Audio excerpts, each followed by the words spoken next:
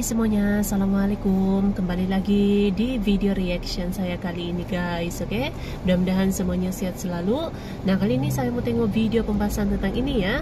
Indonesia temukan jenis BBM baru B30, B35, B40 dan B100. Wih, banyak betul ya, dari B30, 35, 40 dan 100. So, jangan lama-lama lagi. Mari sama-sama tengok video ini. Let's go.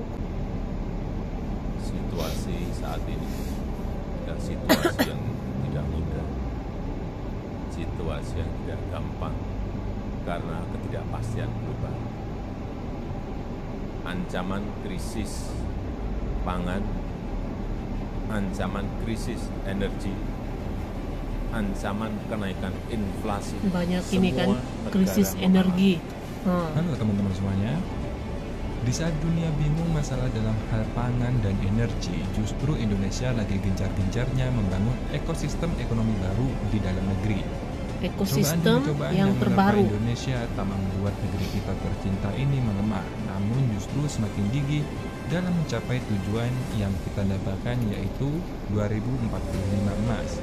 Indonesia 2045 emas, target ya. Di saat dunia mencoba beralih transisi ke energi baru terbarukan, justru sumbernya ada di Indonesia, yaitu nikel.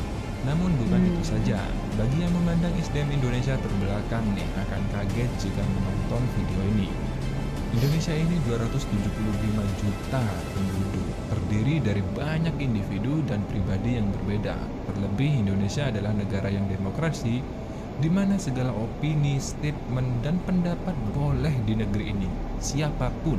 Namun, hal itu terkadang membuat segelintir orang yang PA nih berstatement tanpa data yang membuat citra Indonesia ini buruk. Katakanlah 1000 orang yang PA. Namun itu bukan cerminan bagi 275 penduduk Indonesia. 275 juta ya saat ini. penduduk. Yang membahas adalah penemuan penting yang bermanfaat bagi Indonesia dan mungkin saja bagi dunia nantinya. Penemuan ini bernama B30. B yang artinya adalah biosolar, sedangkan 30 yang artinya adalah biosolar. 30%. B30 adalah jenis bahan bakar yang terdiri dari campuran solar, yaitu minyak solar dan biodiesel. Jadi dia Dengan adanya campuran perbandingan gitu ya. 70 berbanding 30.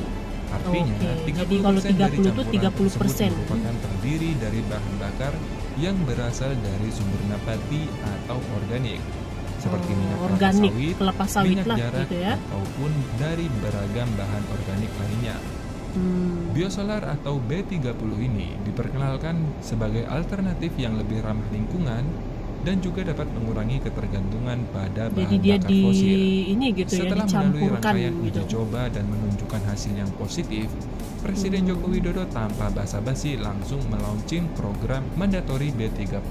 Langsung biodiesel launching ya. 30% dan 70% BBM jenis solar bertempat di SPBU Pertamina MT Haryono. Nomor SPBU-nya nih 31.128.02 Jakarta. Silahkan datang ke sana jika masih ada yang belum percaya. Program mandatori B30 ini diimplementasikan secara serentak di seluruh Indonesia mulai Januari 2020. Indonesia pun tercatat sebagai negara yang pertama mengimplementasikan B30 di dunia.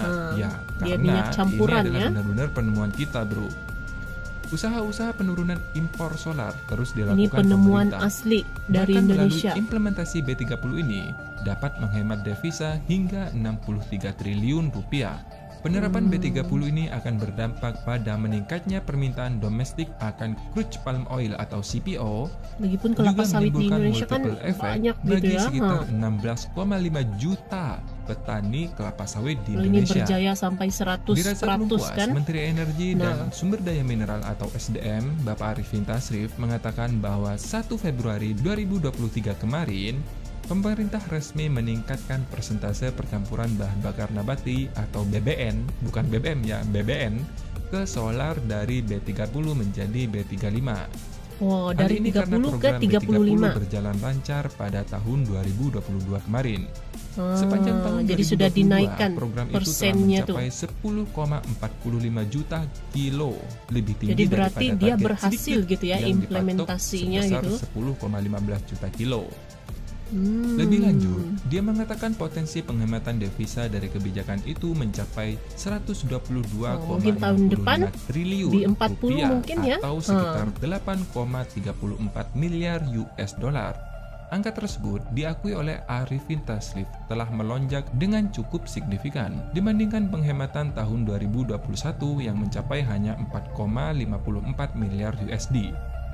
Program B35 ini bisa berjalan karena pemerintah memiliki dana yang dikumpulkan melalui Badan Pengelola Dana Perkebunan Kelapa Sawit atau BPDPKS. Dia menjelaskan, BPDPKS memiliki 3 fungsi utama, yaitu menghimpun dan memungut iuran ekspor sawit, di mana dana pemungutan ekspor ini diinisiasi dan dibangun bersama-sama para pemangku kepentingan, baik pemerintah maupun pelaku usaha dan petani kelapa sawit. Selain itu, program B35 lainnya dapat membantu mengurangi emisi gas rumah kaca sekitar 34,9 juta ton CO2.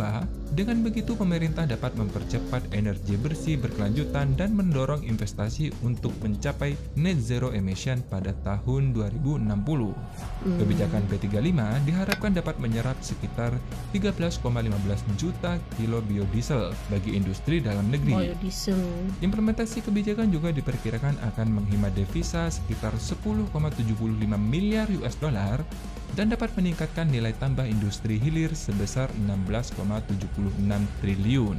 Selain itu, saat ini pemerintah sedang bergegas dalam program selanjutnya, yaitu B40. Nanti B40 ya, atau pemeriksaan mesin untuk melihat hasil pembakaran dari bahan bakar yang telah dicampur dengan B40 sedang dilakukan saat ini.